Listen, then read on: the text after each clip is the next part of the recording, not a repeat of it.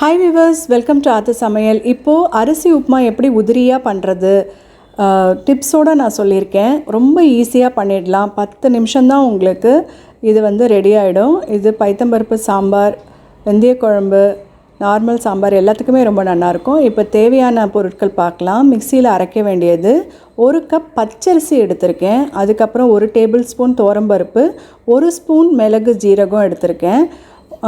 நீங்கள் இந்த காரம் கம்மியாக வேணும்னா அரை ஸ்பூன் கூட நீங்கள் எடுத்துக்கலாம். மிக்சியில் இந்த மாதிரி நொய் பதத்துக்கு நீங்கள் இந்த மாதிரி அரைச்சி நீங்கள் எடுத்துக்கணும். கொஞ்சம் லேசாக தண்ணி தெளித்து கூட நீங்கள் ஒரு தடவை மிக்சியில் போட்டு நீங்கள் அரைச்சி எடுத்துக்கலாம். அப்படி இல்லைன்னா இப்படி உதிரியாக வச்சே இப்போ உங்களுக்கு நான் பண்ணி காமிச்சிருக்கேன். நீங்கள் பாருங்கள். கொஞ்சம்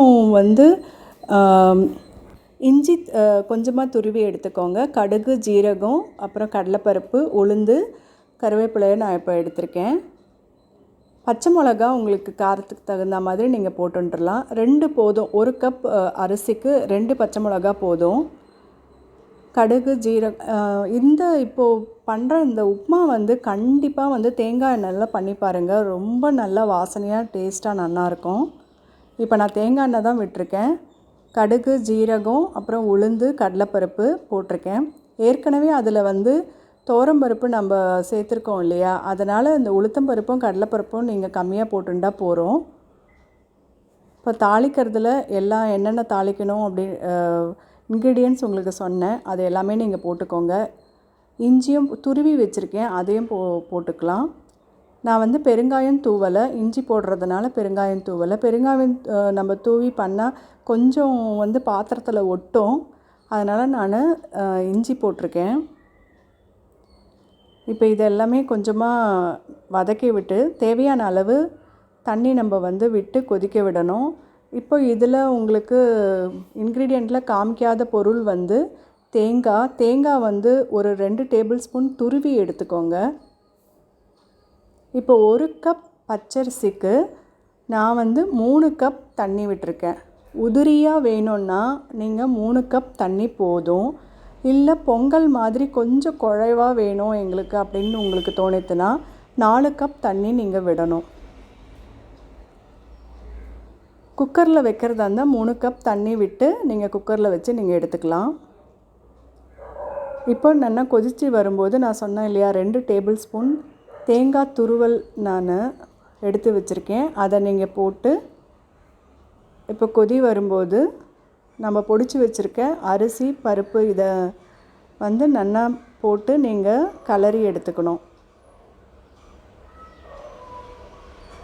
இப்போ உதிரியாக வர்றதுக்கு 3 கப் தண்ணி போகிறோம் அப்படின்னு நான் சொன்னேன். இது கரெக்டாக இருக்குமா இல்லையா அப்படின்றத நீங்கள் இந்த ஸ்டேஜ்லேயே நீங்கள் செக் பண்ணிக்கலாம். இப்போ பார்த்தீங்கன்னா இப்போ தண்ணி அளவு நமக்கு கரெக்டாக இருக்குது பாருங்கள்.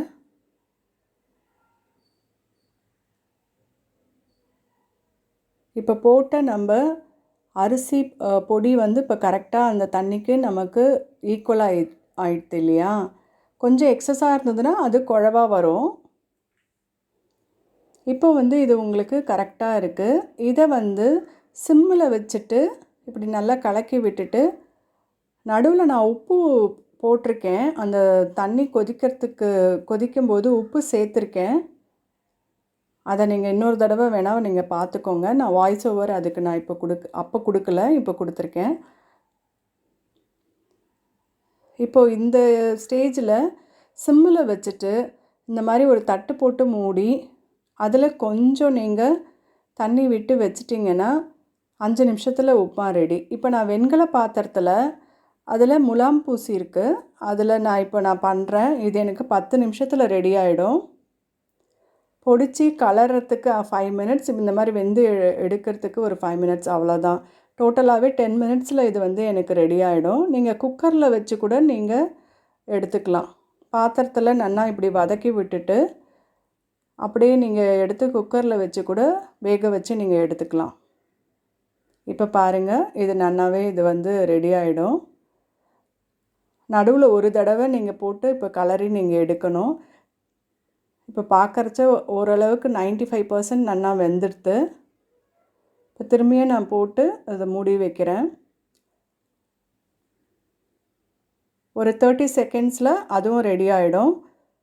நல்லா உதிரியாக உங்களுக்கு வந்துடும். அதனால் சிம்மில் வச்சே நீங்கள் வேக வச்சு எடுத்துக்கலாம். இப்போ பார்த்தீங்கன்னா நல்லா உதிரியாக உங்களுக்கு வந்துடுது.